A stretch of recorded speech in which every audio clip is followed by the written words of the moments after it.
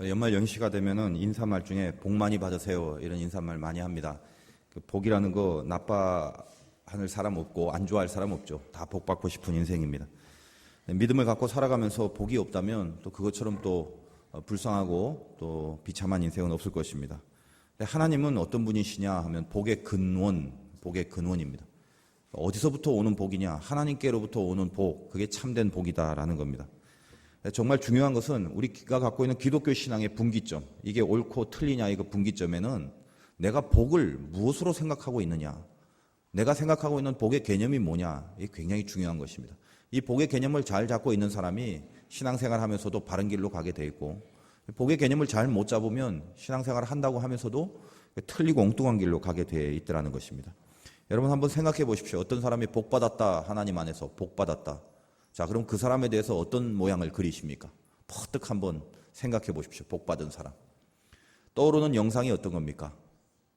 돈이 많고, 권력과 명예가 높아져서 사람들보다 높은 위치에 있는, 혹시 그런 모습이 그려지지는 않습니까? 그것도 좋은 겁니다. 나쁜 건 아닌데, 더 중요한 것은 성경이 말하는 가장 본질적인 복이라는 것은 그것으로만 끝나서는 안 되고, 또 그것이 먼저 이어서는 분명히 안 됩니다. 어떤 거냐? 만약 여러분 속에 복이다라고 할 때 만약 그런 모습만 그려진다면 아직 하나님의 말씀과 기독교의 진리를 잘 모르고 있는 터일 것입니다. 그것 자체가 복이라면 성경에 등장하는 수많은 사람들 중에 왕궁에서 잘 살다가 하루아침에 쫓겨나 광야에서 생활했던 모세라든지, 아니면 목숨만 간신히 연명하고 있다가 그 외에 다른 모든 것들은 다 빼앗겨버린 욥이라든지, 형제 부모로부터도 버림받아서 감옥살이하고 옥살이하고 남의 집 머슴살이했던 요셉이라든지, 이런 사람들은 만약 우리가 생각하는 그 정도의 복의 개념에 머물러만 있다면 아마 지지리도 복이 없는 사람 중에 한 사람들일 것이다, 이렇게 보면 됩니다. 그러나 과연 모세나 욥이나 요셉이 복이 없는 사람이었을까요? 성경에 등장하면서 하나님의 가장 귀한 형통함을 받았던 그런 인물로서 우리들에게 소개되고 있습니다. 시편은 복 있는 사람에 대하여 바로 첫 마디에 1편에 이렇게 되어 있습니다. 악인의 꾀를 쫓지 아니하고 죄인의 길에 서지 아니하고 오만한 자의 자리에 앉지 아니하고 오직 여호와의 율법을 주야로 묵상하며 그 율법을 항상 즐거워하는 그런 사람이 복 있는 사람이라고 합니다. 악인, 죄인, 오만한 자가 되지 않는 것, 이게 복의 개념이라는 것입니다. 그러니까 제가 아까 여러분께 어떤 사람이 복 받았다, 그럼 그 복 받은 사람에 대하여 생각해봐라 그러면 이제 기독교 신앙에 어느 정도 성숙한 사람들은 다 뭘 생각해야 됩니까? 죄인이 아니고 악인이 아니고 오만하지 않고 항상 하나님의 말씀을 즐거워하고 따르는 사람, 이런 모습을 아마 조금이라도 생각했다면 그 사람은 이제 어느 정도 기독교 신앙이 뭔지 아는 그런 사람일 것입니다. 왜 제가 이런 말씀을 드리냐면, 이제 아브라함이 나이가 들어서 노년에 하나님이 아브라함에게 뭘 주셨다고 하냐면 24장 1절에 아브라함이 나이가 많아 늙었고 여호와께서 그에게 범사의 복을 주셨더라. 하나님이 아브라함에게 범사의 복을 주셨습니다. 얼마나 행복하겠습니까? 오늘도 이 말씀을 통해서, 사실 오늘 이 말씀의 본문은 아브라함이 자기 아들 이삭의 며느리를 구하는 장면인데, 하나님 안에서 참된 결혼이 어떠해야 되는가라는 메시지로도 수없이 설교가 된 본문입니다만, 오늘 이 앞부분에서만큼은 결혼에 대해서 다루는 것이 아니라 이 아브라함에 대한 복에 대하여, 아브라함의 믿음에 대하여 좀 접근을 해보려고 합니다. 아브라함에게 이 범사의 모든 복을 내리셨던 하나님의 복, 우리도 동일하게 이런 복을 받아 누리면 얼마나 좋겠습니까? 그러므로 하나님이 주신 복을 받고 살아가는 삶이라는 게 어떤 건지 오늘 그 읽은 본문 가운데 한번 묵상을 해보려고 합니다. 내가 하나님의 복을 받았다, 하나님이 나에게 복을 주셨다, 그럼 우리에게 어떤 것이 있어야 되겠냐, 이 말입니다. 그 중에 첫째는 나이가 들수록 타협하지 않는 복이 있더라는 것입니다. 아브라함은 지금 나이가 많아 늙었고 했는데 근데 하나님이 복을 주셨다, 이렇게 돼 있죠. 제가 관심이 있어서 아브라함이 이제 이렇게 노년에 하나님께서 또 복을 주셨으니까 복의 내용이 뭔가 뒤에 나올 거 아닙니까? 그래서 읽어봤는데 보통 세상 사람들이 생각하는 복은 별로 없어요. 무슨 복일까 궁금해서 아무리 읽어도 뭔가 복다운 복은 하나도 없고, 무슨 돈을 많이 벌었다든지 권세가 높아졌다든지, 아니면 저번 시간에 막벨라 굴이라는 거 하나 비싼 값 주고 샀는데 부동산 경기가 갑자기 좋아져 갖고 말이야 몇십 배나 뛰어서 그 땅값이 어마어마해졌더라, 이런 말이 좀 있었으면 끄떡이어질 것 같은데, 복을 받았다고 해놓고 그런 내용은 하나도 없더라는 것입니다. 그리고 뭐만 있냐, 이상한 맹세 하나 한 거, 그 사건만 오늘 이렇게 보여집니다. 그걸 복이라는 거예요. 그래서 한번 연구를 해봤습니다. 뭐가 그게 복인가? 그 하나님이 지금 아브라함을 통하여 어떤 맹세를 받아내는 그 장면을 복받았다라고 이야기를 하는데 그 내용이 뭐다? 아브라함은 나이가 들면서 자기가 갖고 있는 믿음의 분명한 기준들이 있는데 그 신앙의 기준을 세월이 흐르더라도 변질시키지 않고 끝까지 지키더라는 것입니다. 그걸 복으로 여긴다는 것입니다. 그것이 아브라함의 맹세 속에 서려 있는 내용입니다. 오늘 24장 3절에 보니까 내가 너에게 하늘의 하나님 땅의 하나님 여호와를 가리켜 맹세한다. 너는 내가 거주하는 이 지방 가나안 족속의 딸 중에서 내 아들을 위하여 아내를 택하지 말고 내 고향 내 족속에게로 가서 내 아들 이삭을 위하여 아내를 택하라. 이렇게 되어 있습니다. 자, 아들 이삭의 결혼 문제를 앞두고 이방 땅에 가서 여기 지금 살고 있는 가나안 땅 이방 여인 구하지 말고 하란으로 가. 내 고향 내 족속에게 가서 그 옛날 하나님께서 언약하신 이 셈 족속의 혈통을 이어받는 하나님 안에서의 가문에서 아내를 구하라. 이 명령을 자기가 충성스럽게 생각하는 종에게 이렇게 전달을 합니다. 그러니까 나이가 많이 들었는데도 불구하고 적어도 이 문제에 대해서는 얼마나 단호한지 자기의 충성스러운 종을 불러놓고 형식적으로 그냥 내뱉는 말이 아니라 어떤 그 포즈를 취합니까? 지금 이 명령을 받던 종은 학자들에 의하면 그 다메섹의 엘리에셀, 아브라함이 자식이 없었을 때 하나님 앞에 나의 상속자는 자식이 없는 거로 여기 있는 다메섹의 엘리에셀이니다라고 고백했던 아주 그 충성스러운 그 종이 있었습니다. 그 사람이라는 지금 학설이 많은데 저도 그런 것 같습니다. 근데 이에게 어떻게 표현합니까? 2절에 보니까 아브라함이 자기 집 모든 소유를 맡은 늙은 종 엘리에셀인데 그에게 이르되 청하건대 내 허벅지 밑에 손을 넣어라. 그러니까 다리 사이에 네 손을 집어넣고 그리고 지금 맹세를 이렇게 시키는 것입니다. 어떤 맹세요? 내 자식은 절대로 이방 여인과 결혼할 수 없다. 그러니까 네가 언약적 혈통을 보존하려는 내 믿음을 네가 잘 받들어서 하란 땅에 가서 우리 셈족의 혈통 가운데 내 아들의 여자, 처자를 하나 구해와라. 반드시 그래야 될 것을 지금 내 다리 사이에 손을 넣고 맹세하라. 이런 얘기입니다. 희한하죠. 맹세하는데 무슨 다리 사이에 손을 넣고 하느냐. 여기는 크게 보면 두 가지의 의미가 있습니다. 여러분이 아브라함과 하나님의 계약 사건을 보면 고기를 쪼개놓고 하나님의 불이 홀로 지나가는 그 모습을 옛날에 한번 묵상한 적이 있을 것입니다. 그 당시 중동 시절의 고대 중동의 그 계약 방법은 서로 약속을 지키기 위하여 고기를 재물을 잘라놓고 그 사이를 서로 지나가면서 약속을 했습니다. 어떤 의미입니까? 어겼다간 이 고기처럼 피비린내 나는 일이 있을 것이다. 그러니까 생명 걸고 우리 약속 지키자. 그런 의미거든요. 그러니까 이 다리 사이에 손을 넣었다라는 개념이 1차적으로는 그런 의미입니다. 이 맹세, 이 약속에 대해서 내가 목숨을 걸 수도 있다. 생명을 걸 수도 있을 만큼 중요한 것이다. 그런 의미에서도 이 다리 사이에 손을 넣는 행위가 있었습니다. 또 하나, 우리가 구약 성경, 신약 성경 할 때 이걸 영어로 구약은 Old Testament, 신약은 New Testament라고 그러는데 이 Testament란 말이 약, 언약 이겁니다. 그래서 오래된 언약, 새 언약.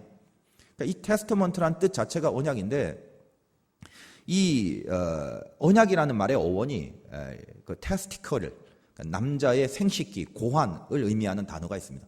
이것과 어원이 같습니다. 그러니까 구약 성경에서 등장하는 이 남자의 어떤 생식기나 할례나 이런 것들은 다 하나님이 생명이다라는 것을 상징화시키는 메시지라는 것입니다. 다리 사이에 손을 넣었다라는 것은 이것을 어겼을 경우 생명의 지장이 있는 것이다. 생명을 걸고 하는 것이다라는 의미가 상통됩니다. 그러니까 아브라함이 이 노년에 그냥 대강대강 살아도 될 것 같은데 이 종에게 철저하게 이 문제만큼은 내 생명을 걸고라도 지켜야 될 분명한 기준으로 그렇게 지금 보여지고 있다는 것입니다. 이 맹세의 장면은 나중에 창세기 47장에 가면 야곱도 똑같이 자기의 아들 요셉에게 이런 얘기를 합니다. 내가 나이가 많이 들었고 네가 이제 애굽의 총리 대신 됐으니까 너 권력도 있고 얼마나 좋냐. 내가 죽을 때 너한테 부탁 하나 하자. 그 부탁을 어떻게 하냐면 일로 와. 내 다리 사이에 손을 놓고 해라. 창세기 47장에 있는 말입니다. 그리고 어떤 부탁을 하냐면 내가 죽어서 애굽에 묻어서는 안 된다. 나는 내 조상 대대로부터 내려온 그 땅이 있다. 아브라함이 샀던 바로 이 막벨라 굴입니다. 그래서 요셉에게 자기 다리 사이에 손을 집어넣고 그 맹세를 시킵니다. 나 죽어서 애굽에 절대 매장하지 마라. 난 내가 묻어야 될 그 땅이 있다. 하나님의 약속을 끝까지 믿는 기준을 제시했던 부분이라는 것입니다. 아브라함도 나이는 들어가지만 생명을 지키고 또 목숨을 걸고 뭔가 해야 될 것에 대하여 흔들림이 없었습니다. 저는 아브라함에게 복이 여기에 있다고 봅니다. 다른 복은 하나도 없었습니다. 하나님이 범사에 복을 주셨다 해놓고 나오는 장면이 분명히 지킬 것을 지키는 모습으로 아브라함에게 복을 내용을 우리에게 보여주고 있다는 것입니다. 우리가 복받았다는 게 어디에 있습니까? 세월이 흘러가고 이 세상의 물정이 뭔지 뻔히 알고 있으면서도 변질되지 않고 내 안에 마지막까지 지킬 것을 목숨을 걸고 지키는 그 사람은 하나님 앞에 복받은 사람이더라는 것입니다. 여러분, 우리 인생이 복이 있는지 아닌지 한번 이 본문을 통해서 한번 점검해 보시기 바랍니다. 사람이라는 것이 약하다 보니까 나이가 들면서 세상에 부닥기면서 점점 변질되죠. 세상의 상황에 맞게끔 적응하는 것이 가장 편하게 된 겁니다. 맞서고 반항하고 저항하면 불편해지고 피곤해지고 힘들어집니다. 그러니까 대강 그냥 어렴풋하게 이 세상의 흐름과 비슷하게 가는 거, 이것이 제일 편안하다고 생각하고 그렇게 그냥 가버린다는 것입니다. 평신도일 때 다르고 신학생이 될 때 다르고 전도사가 될 때 다르고 부목사가 될 때 다르고 담임 목사가 될 때 다르고 감리사가 될 때 감독이 될 때 이게 다 다르더라는 것입니다. 그렇게 조금씩 변해갑니다. 세상 사람도 마찬가지예요. 신입 사원 때의 마음 다릅니다. 대리, 과장, 부장, 상무, 사장, 회장 그 위치에마다 얼마나 우리가 이렇게 달라져 가는지 우리 삶 속에서 이미 경험을 합니다. 군대 얘기를 좀 할까요? 군대에서 군대 용어입니다만 어감은 별로 안 좋은데 곱창 이런 표현을 많이 씁니다. 공군에서만 쓰는 건지 모르겠지만 그 내용이 제가 개념 설명 안 해줘도 이렇게 느낌이 오죠. 우리 상관이 곱창이다. 그럼 죽어나는 것입니다. 그러니까 그 곱창 상관을 안 만나기 위하여 기도도 많이 합니다. 그래서 제가 군목 시절에 신입 장교들 이렇게 찾아가면 그게 어떠냐 그러면 그 고민 아픔이 뭐냐면 일이 고달픈 게 아니라 그 위에 그 상관이 곱창이라서 그것 때문에 맨날 죽겠다라는 거예요. 그리고 하소연을 합니다. 어떻게 저럴 수 있냐고 저럴 수 있냐고. 세월이 많이 지나요. 그래서 제가 이제 군대를 제대하고도 이제 군 관계자들을 이래저래 알다 보니까 가끔은 이렇게 가서 군부대에서 설교도 하고 또 군 관계 기간에 이렇게 불림을 받기도 합니다. 그럼 이제 세월이 많이 흘렀으니까 옛날 신입 장교들이 많이 컸죠. 그래서 적어도 대대장쯤 되고 다 이제 이렇습니다. 그럼 가서 이제 이야기를 하면 옛날 얘기도 하고 그러죠. 근데 그 밑에 사람들한테 물어보면 세상 천지에 우리 대대장처럼 곱창이 없다고 그러거든요. 그러니까 옛날에 그렇게 곱창 때문에 그 고민을 했던 사람이 자기가 크니까 또 비슷하게 되더라는 것이. 그게 사람입니다.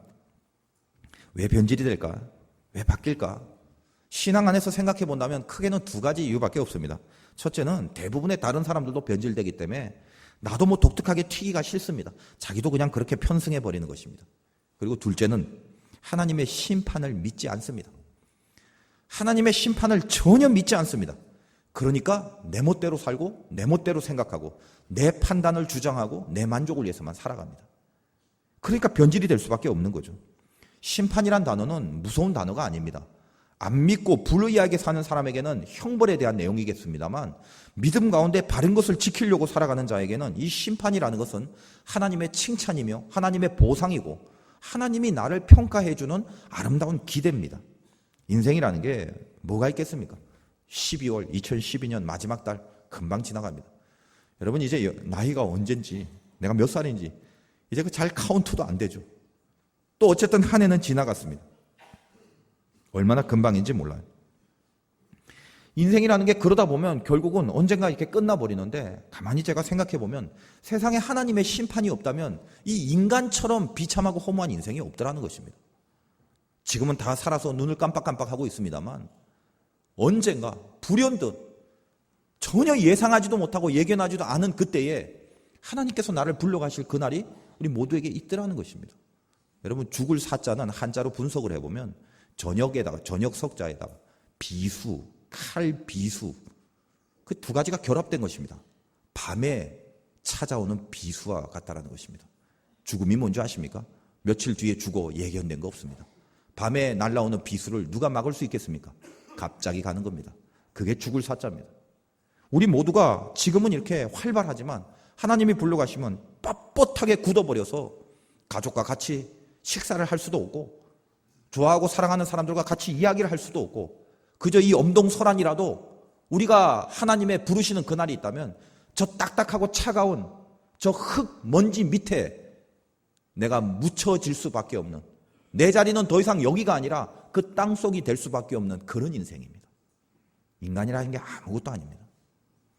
근데 만약 우리 인생을 하나님이 평가하지 않는다면 이렇게 험한 인생이 어디 있겠습니까? 여러분 조금만 더 죽음에 대해서 생각해 본다면 하나님 안 믿으면 안 되는 거예요. 하나님 안 믿고는 도무지 살 수가 없는 것입니다. 왜 여기에 태어났습니까? 세상에 존재하는 모든 것들이 다 존재하는 것에는 목적이 있지 않습니까? 하다못해 이 아무것도 아닌 마이크마저도 자기 역할을 하고 있지 않습니까? 이 손수건 하나도 자기 역할을 하고 있지 않습니까? 근데 이 만물의 영장이란 인간이 목적 없이 태어났겠어요? 우리가 그렇게 허무하게 땅속으로만 들어가는 그런 먼지와 같은 인생으로 하나님께서 우리를 생명을 주시고 여기까지 불러주셨겠냐 이 말이에요.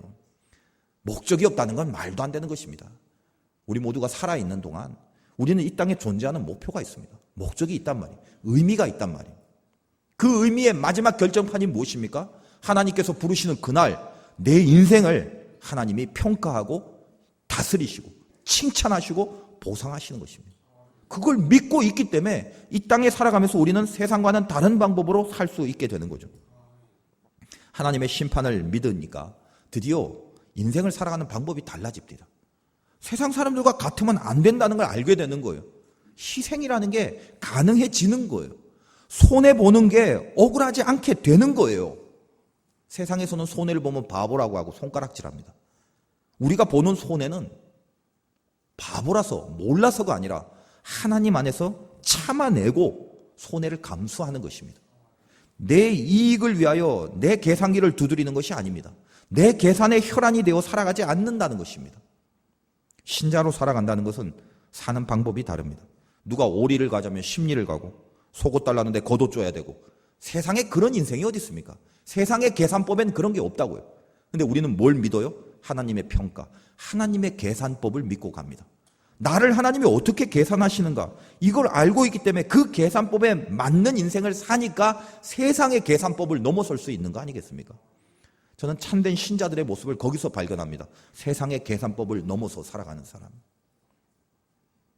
제가 어떤 일을 하고 어떤 손해와 어떤 희생을 감수한다 할지라도 그것 때문에 생색내고 봐 나 이렇게 해서 알아줘 그게 아니라 하나님이 나를 계산하고 있다는 그것 때문에 참으로 차분하고 침착하며 조용하게 하나님과의 계산만 하고 살아가는 평안함을 지키는 것.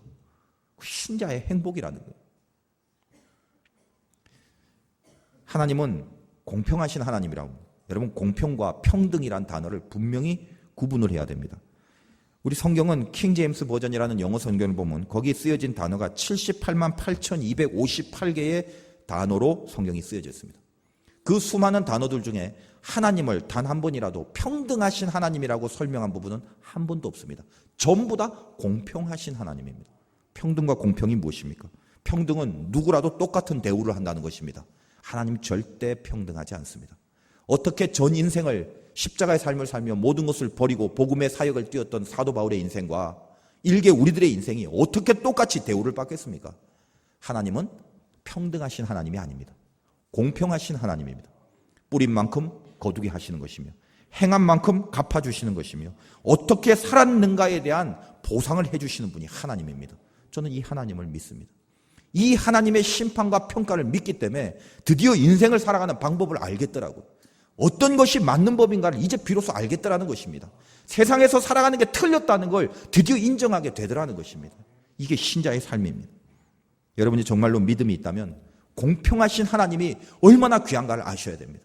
이 공평하신 하나님이 있다는 것 때문에 기뻐할 수 있고 그 공평하신 하나님 때문에 드디어 내가 무엇을 해야 되는지 세월이 흐르고 나이가 들어갈수록 하나님을 향한 기준이 혼탁해지지 않고 오히려 철저해지고 하나님의 법을 따르려는 타협하지 않는 믿음으로 불타오르는 그런 인생 살 수 있더라는 것입니다. 그 인생이 복입니다. 복. 두 번째로 아브라함의 복은 사람에게 믿음을 주는 복이었습니다. 사람에게 믿음을 주는 게 큰 복이라는 거예요. 오늘 다시 1절 보니까 2절 보니까 자기 집 모든 소유를 맡겼더라.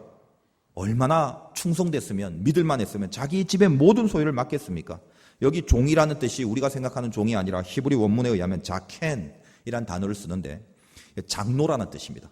그게 무슨 말이냐면 존경과 직위가 있다는 것입니다. 이 엘리에셀이 얼마나 귀한지 아브라함은 같이 있긴 있었지만 머슴처럼 다루는 것이 아니라 자기 집 소유를 다 맡겨서 믿을 만한 충성된 사람으로 여기고 있었다는 것입니다.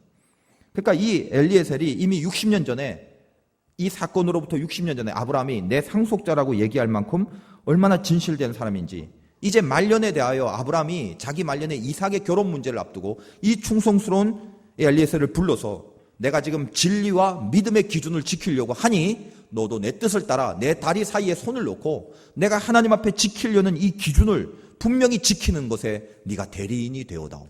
이 얘기 아니겠습니까? 저는 아브라함의 믿음보다도 이 엘리에셀이 그 아브라함의 이야기를 듣고 얼마나 깊은 감동이 있었겠습니까?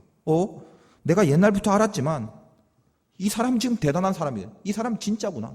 이 약속 안 지키면 죽음을 통해서라도 대가를 치르겠다는 그 맹세로 자기 아들의 결혼의 문제를 하나님의 언약에 의탁하여 자기에게 맡기는 모습을 보면서 내가 평생 같이 살아왔던 이 아브라함은 진짜 하나님의 사람이구나라는 감동이 있었지 않겠습니까? 저도 인생을 살면서 저에게 기쁨이라는 게 참 귀한 게 있습니다. 하나님의 사람들 만날 때, 진짜다라고 생각되는 사람들 만날 때는 어떻게 그렇게 힘이 되는지 모르겠어요. 진짜다 생각되는 목사님들 만나면 제가 흥분이 되고 제가 새 힘이 그냥 그 옆에 가서 그 같이 얘기만 해도 그렇게 마음이 기쁨이 되고 에너지가 넘치는 거예요. 참된 길, 바른 길 가려는 신자들 만나면 그게 그렇게 행복하고 기쁜 것입니다. 저도 그렇게 좀 되고 싶어요. 누가 나를 만나면 그런 믿음의 선한 영향을 받았으면 얼마나 좋을까? 나는 과연 그렇게 쓰임받고 있는가? 늘 그렇게 되물어 봅니다. 그게 복이라는 거예요. 그런 역할을 하고 있다면 그게 얼마나 큰 복인지 모릅니다. 아브라함은 이 상황 속에서 사실은 어떻게 보면 상식적으로는 좀 이해가 안 될 수도 있겠죠. 자, 보십시오. 아들의 며느리를 구하려고 하란 땅에 사람을 보냅니다. 그리고 무조건 하나를 데리고 오라는 것입니다. 무슨 이삭의 증명사진이 있거나 무슨 요즘처럼 사진을 잘 찍어서 뽀샵 이런 거 처리해갖고 막 꽃미남처럼 만들어서 야, 이게 이삭이니까 가서 잘 꼬셔봐. 이게 아니라 한 번도 보지 못한 그 안면부지의 아들을 위하여 그냥 너는 가서 데리고 와라. 왜? 하나님이 약속해 주셨고 하나님이 이 일을 앞서 보내주셨을 것이다. 그런 믿음으로 이 엘리에셀에게 명합니다. 엘리에셀이 그 믿음으로 받긴 받았지만 되어지는 여러 가지 경우의 수를 갖고 아브라함에게 반문을 합니다. 이런 거죠. 이 내용에 있습니다만 만약 가서 어떤 처자를 구했다 칩시다. 근데 이삭이 누군지도 모르고 안 따라오겠다고 한다면 내가 다시 와서 당신 아들 이삭을 데리고 다시 그쪽으로 가도 되겠습니까? 엘리에셀의 입장에서는 명령을 따르는 일인지라 여러 가지 확률과 경우의 수를 생각하면서 반문을 해야 될 거 아니겠습니까? 그때 아브라함의 대답이 굉장히 단호합니다. 24장 8절에 만일 여자가 너를 따라오려고 하지 아니하면 나의 이 맹세가 너와 상관이 없다. 이것은 하나님의 언약을 걸고 너와 나와 한 맹세 아니냐. 오직 내 아들을 데리고 그리로 가지 말지니라. 갈 필요 없다.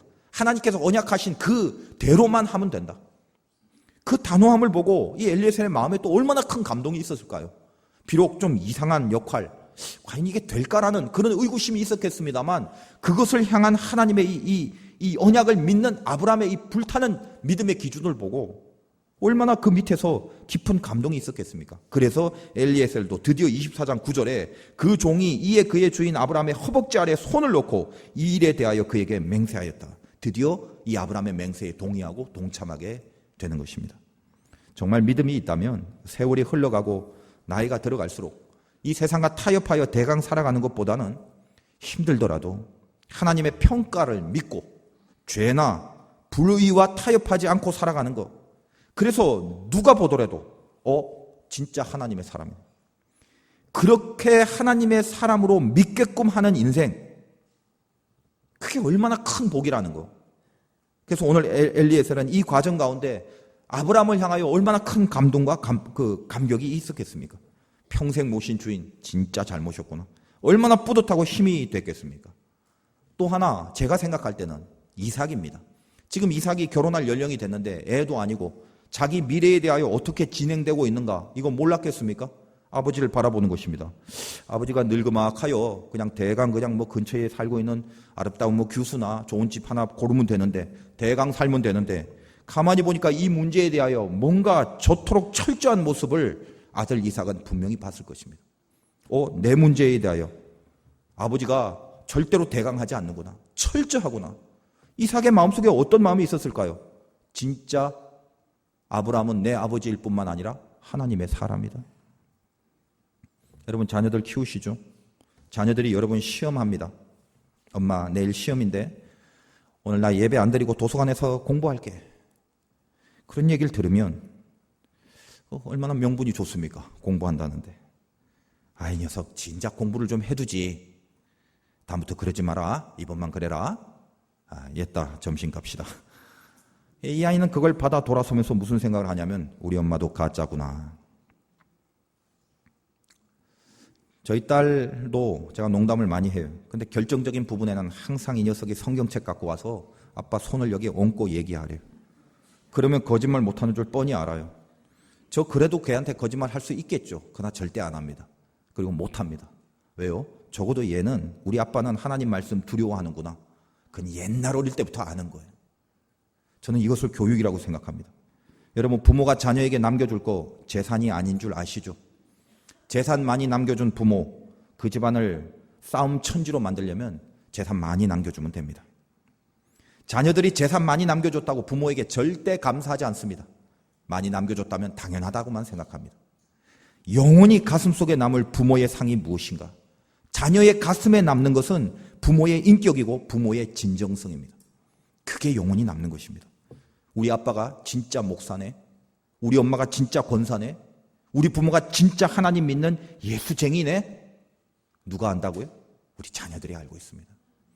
여러분, 남겨야 될 복이 무엇입니까?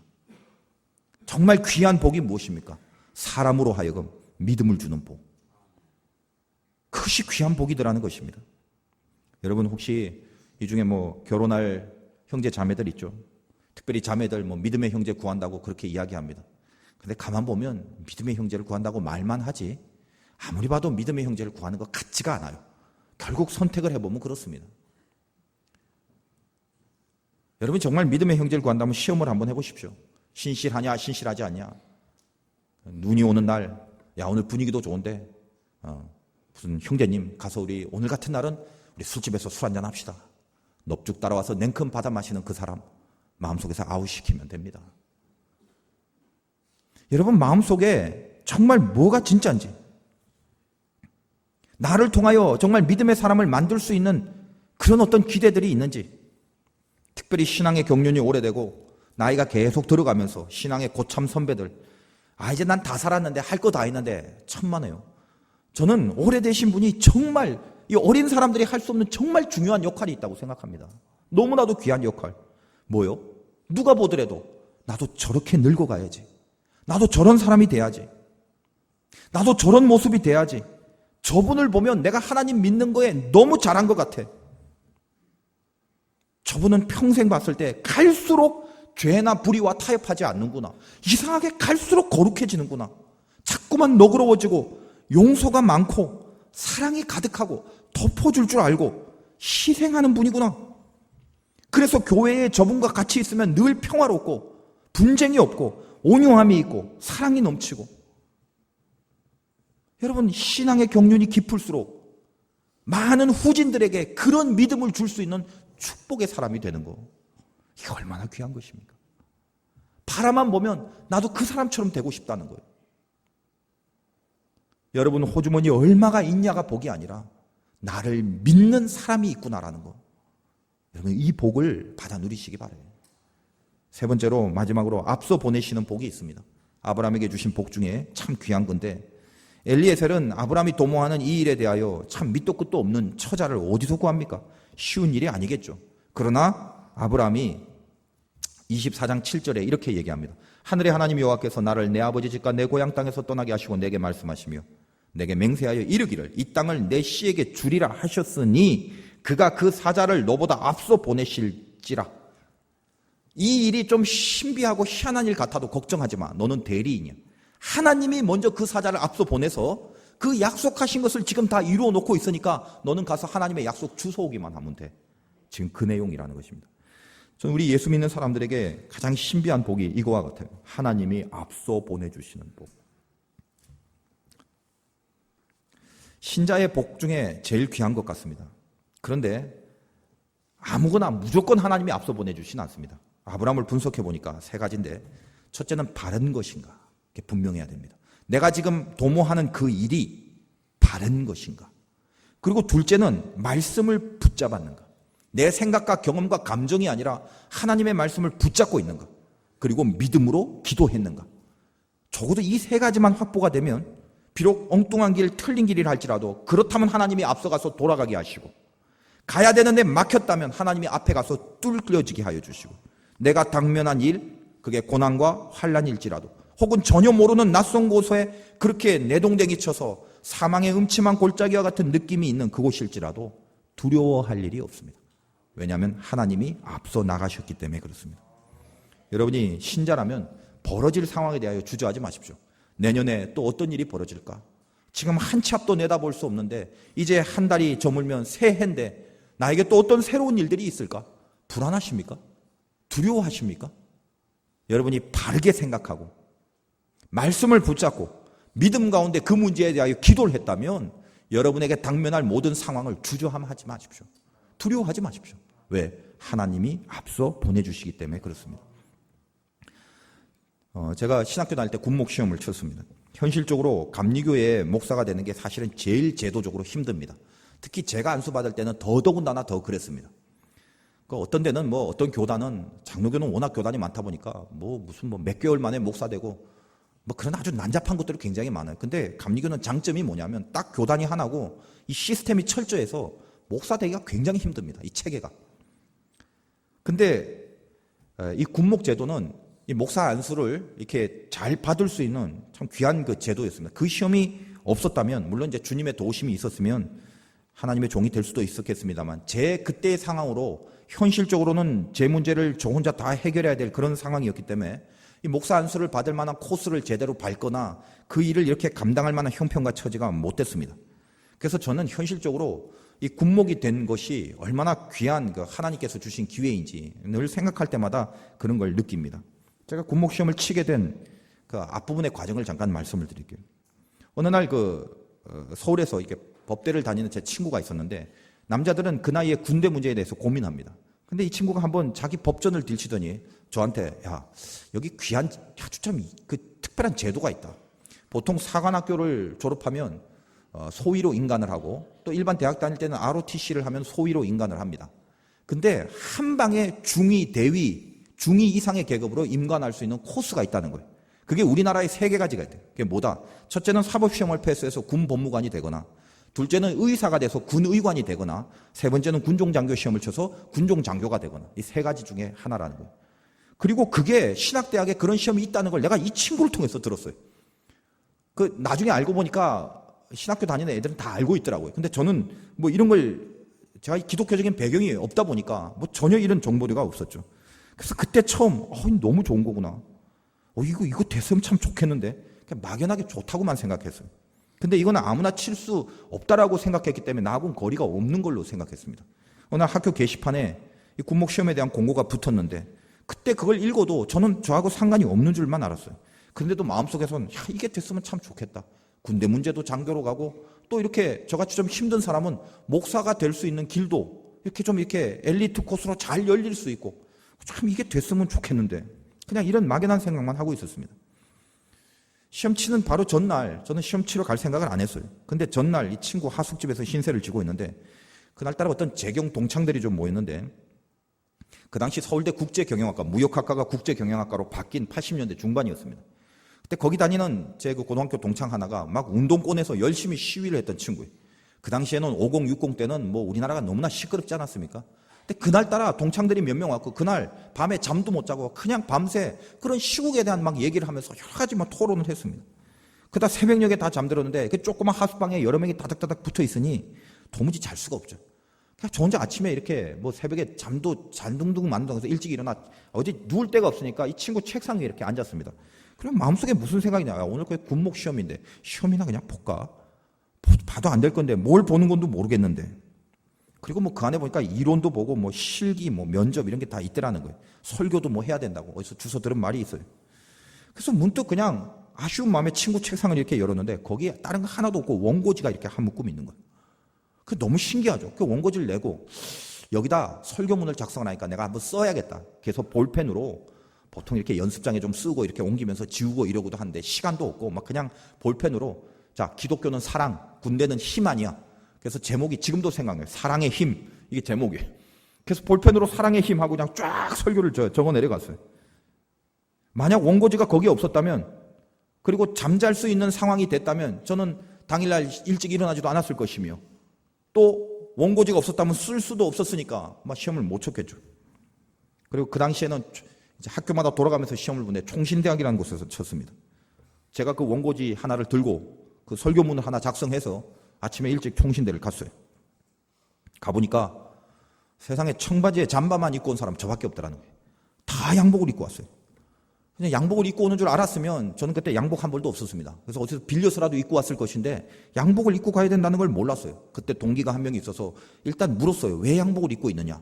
그랬더니 오늘 뭐 면접하고 이걸 다 입고 이렇게 하는 거래요. 저는 그런 정보가 없었어요.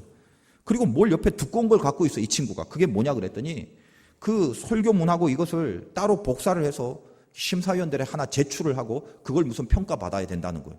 저는 제가 볼펜으로 써왔던 건지라 이거 하나만 들고 있는지라 여러모로 마음이 굉장히 낙담이 되고 이게 아닌가 보다 생각하는 거예요.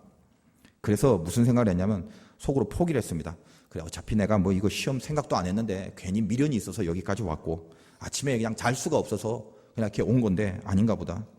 그래서 마음이 이제 완전히 포기를 했어요. 아무것도 이제 못하는구나. 그래서 내려왔어요. 총신대 앞에 지금은 있는지 모르겠습니다. 육교가 하나 있었거든요.